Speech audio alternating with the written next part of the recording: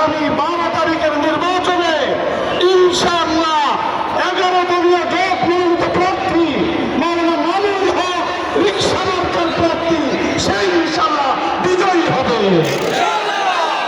আমি আপনাদেরকে বিশেষ করে জাতীয় পর্যায়ের নেতৃবৃন্দ এবং এই 13 আসনের সর্বস্তরের জনতাকে আন্তরিক মোবারকবাদ জানাই। 12 তারিখ আমাদের ভোট দিতে হবে এবং আমাদের ভোটকে সংরক্ষণের দায়িত্ব আমাদেরকে পালন করতে হবে। যে কোনো পরিস্থিতি সেটাকে মোকাবেলা করার জন্য নিজেদের মনের মধ্যে মনোবল ধারণ করতে হবে।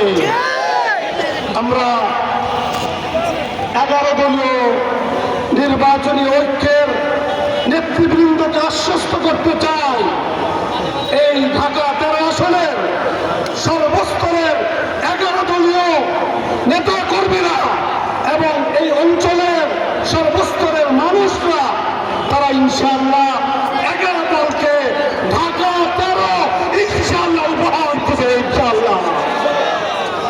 এবং আমরা আশা করি শুধু ঢাকা 13 নয়, গোটা বাংলাদেশে 11 দলীয় জোট মনোনীত